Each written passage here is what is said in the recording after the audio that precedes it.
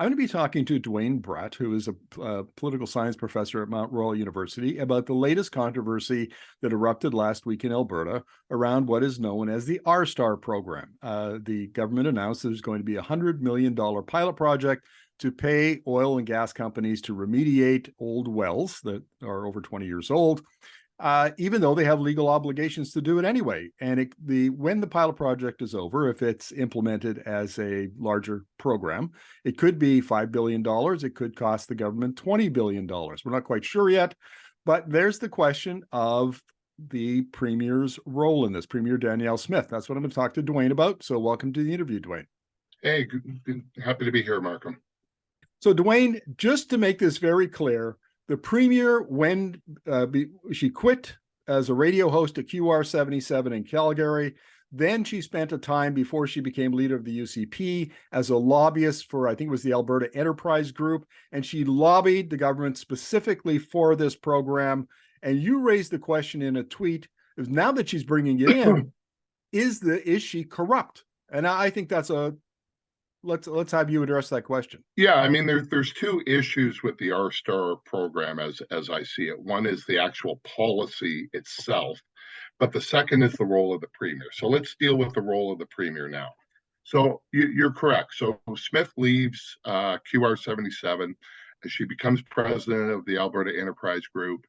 And one of the major donors of the Alberta Enterprise Group is Murray Edwards. Murray Edwards is also the chairman of CNRL, the largest oil sands company. But she wasn't lobbying on behalf of CNRL for RStar. Was a group of junior oil companies. Junior is important here because of the legacy of the Wild Rose Party.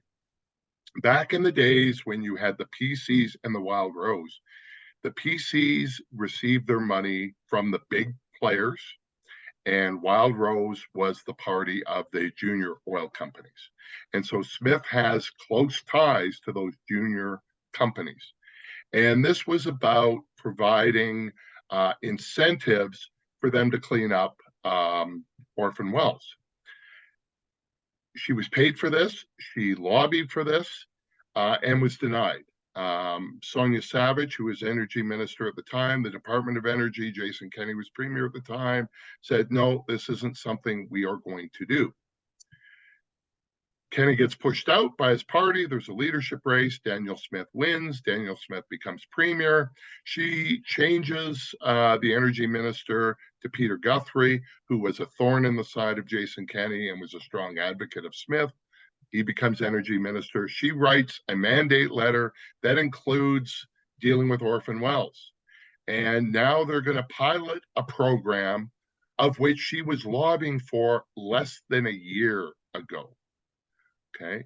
So has the position of the bureaucracy changed, or are they simply doing the bidding of the minister and the premier? I think they're doing the bidding of the minister and the premier. They're being told to do this. Now, this is where it gets complicated, because if you're a senior civil servant or a premier or cabinet minister and you leave government, there is a cooling off period before you can lobby the government. This actually came out last week because Jason Kenney is now working for Bennett Jones. And in his announcement, he goes, I've consulted with the ethics commissioner. I will not be lobbying the Alberta government because that would be a violation of ethics laws. So we know about this cooling off period. What happens when it's the reverse?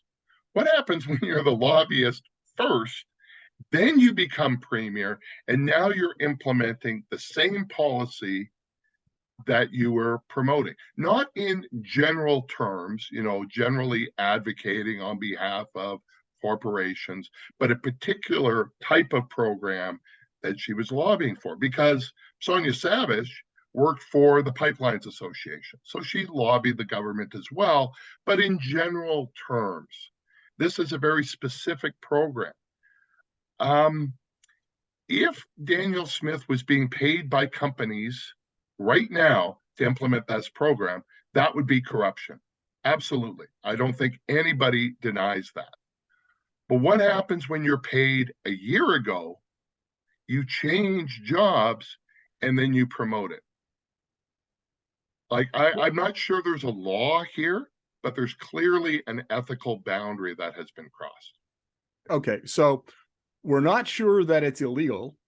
Yeah. We are sure that it's unethical. Does that make it corrupt?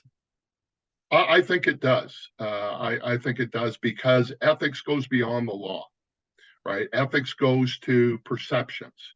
And so you're dealing with someone who was a paid lobbyist that is now bringing in the program that she was trying to unsuccessfully convince the previous government to do. Well, let Not me something that, not like 10 years ago, but a year ago. Okay, now speaking of ethics, I'm going to read you a tweet from Gil McGowan, who is the president of the Alberta Federation of Labor, because it addresses this issue specifically. Before I do, I will disclose a conflict in that the AFL they contract Energy Media to do writing projects and to provide presentations about the energy transition to their members. So they are clients of ours, and so I want to disclose that. To be ethical. But here, let me read this tweet. Did Danielle Smith promise oil companies the $20 billion RStar royalty giveaway in exchange for their support in her leadership campaign? Did they essentially buy this policy? I think that's a reasonable question. I don't know if we'll ever get an answer. I don't know if we'll get an answer either. She raised about $1.4 million during her leadership race. Those contributors, at least who donated more than $250, are now public. I'm sure people are now trying to cross-reference names on that to directors and owners of oil companies to try to see a correlation. I'm not sure it's as simple as that, as a quid pro quo. I don't think you're going to get a $100 million program for 400 or for $4,300. I think there are a lot more promises that were made related to COVID and the Sovereignty Act than this RStar program. But the fact that Chris Kinnear, who is working with Smith as a lobbyist for Alberta Enterprise Group on this, is now working in the Premier's office, adds more smoke to this. Let's go back and talk about a point you made earlier, which is that her support is in the junior oil and gas companies. Yeah. And I think this is a point that's often lost on folks in Alberta, never mind outside of Alberta, in that the juniors and the medium-sized companies are, if there are hardcore conservatives, that's where they are in the oil and gas industry, more so maybe than in the big oil sands companies. Absolutely, yeah. And the juniors in particular have had a really rough ride of it over the last 5 or 6 years. They can't get capital. They were particularly hard hit when prices turned down during the pandemic. If there is a desperate oil man or oil woman in Alberta, they probably are running a junior oil company. And I think that underlying current maybe gave some impetus to the government, to the premier went, lobbying for this before she became premier, and the government implementing now. It's this is a part of the industry that's really in trouble. So when we go back to the policy question of RStar, that I think is important here. This is a bailout of junior oil companies more than it is an environmental plan to deal with orphan wells. Because if you're an insolvent company, right, you can't take advantage of this program.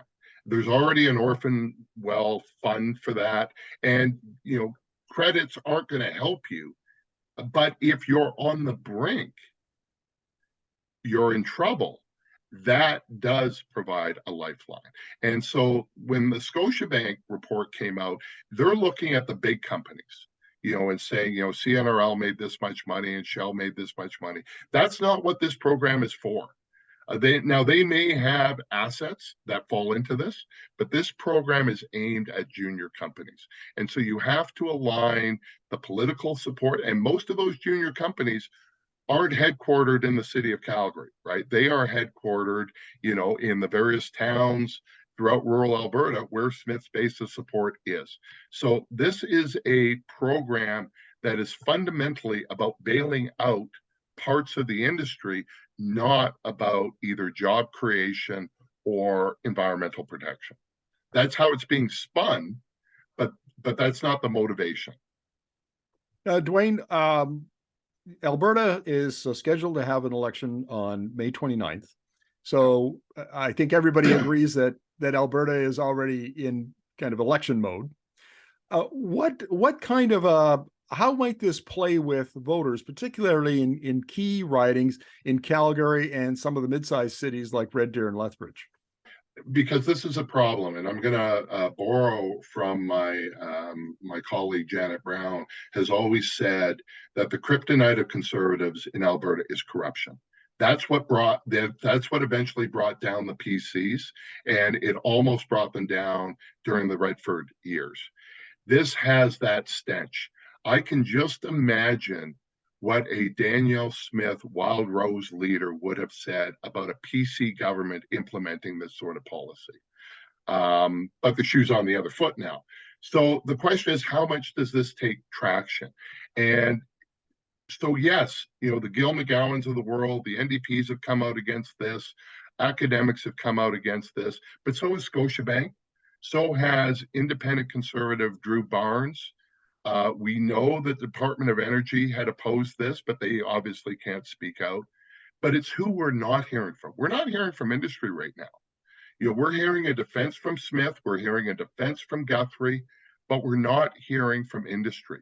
So what happens if some of the major industry people come out and criticize this program, saying this damages us, we take care of our waste issues, we're responsible stewards? That's really going to damage Smith. Likewise, if they come out on support of Smith and say, this is an important program, this is why it's important, this is good for jobs, this is good for dealing with a problem that has been in existence for decades, that could help Smith.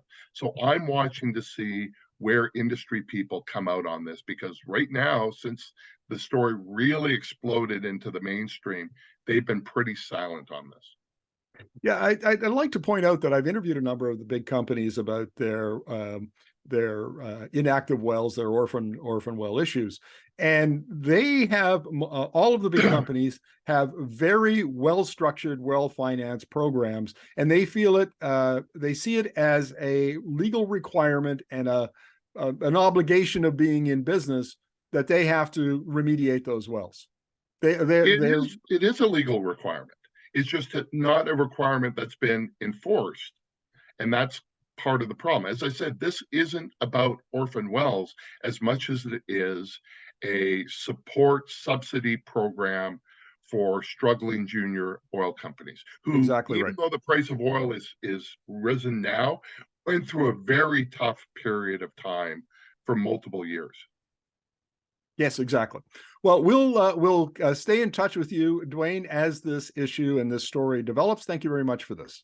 Okay, thanks, Markham.